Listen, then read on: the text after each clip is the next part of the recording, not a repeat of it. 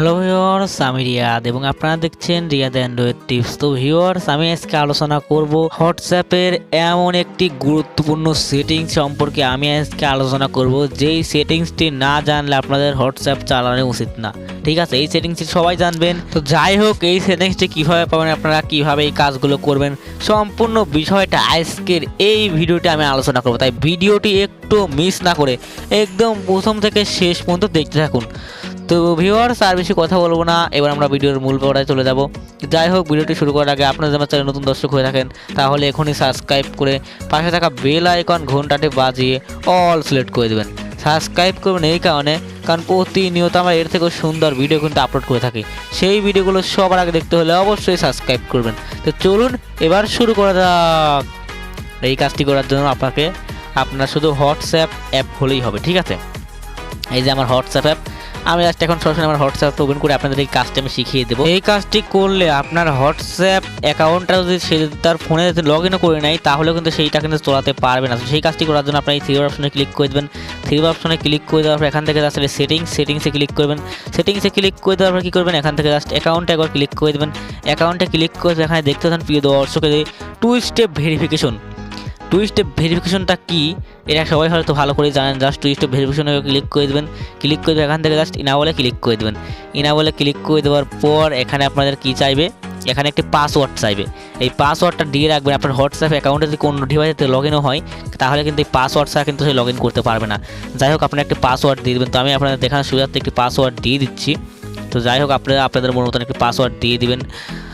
তো যাই হোক, আমার পাসওয়ার্ডটা একটু ভুল হয়েছে। আমি আবার প্রথম থেকে আপনাদেরকে বিষয়টা ক্লিয়ার করে দেখাচ্ছি। ঠিক আছে, তাই ভিডিওটি একটু মিস না করে প্রথম থেকে শেষ পর্যন্ত দেখতে থাকুন।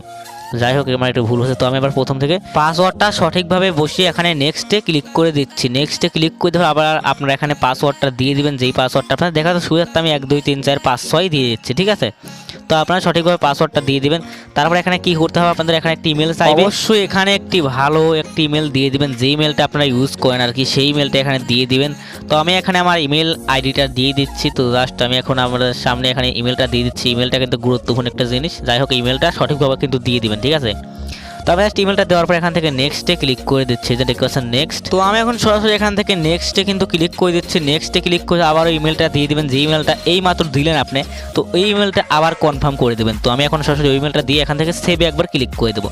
তো আপনারা দেখতে পাচ্ছেন এখানে জাস্ট আমি কিন্তু সেভে কিন্তু ক্লিক করে দিচ্ছি। অলরেডি আমি সেভে ক্লিক করে দিয়েছি, একটু লোডিং নেবে, তারপরে জাস্ট ইমেলটা কিন্তু সেভ হয়ে যাবে। তো সেভ হওয়ার পর আপনার নিচে এখানে দেখতে পাচ্ছেন ডান, জাস্ট ডানে একবার ক্লিক করে দেবেন। তো আমি এখন ডানে ক্লিক করে দিচ্ছি। ডানে ক্লিক করে দেওয়ার পর আপনার এখান থেকে এই পিনটা কিন্তু আবার পরবর্তীতে চেঞ্জও করে নিতে পারেন। দেখতে পাচ্ছেন এই যে চেঞ্জ পিন। অনেক সময় দেখা গেল আপনাদের বন্ধু বান্ধব আপনার পিনটা জানতে পারে, তো পরবর্তীতে এইখানটায় আসিয়ে এখান থেকে আপনারা চেঞ্জ পিনে ক্লিক করে ওই আগের পিনটা দিয়ে এখান থেকে আবার আপনারা পিন নাম্বারটা চেঞ্জ করে নিতে পারেন। একদম সহজ নিয়ম, যারা পারে না তাদের জন্য আজকের এই ভিডিওটি ছিল।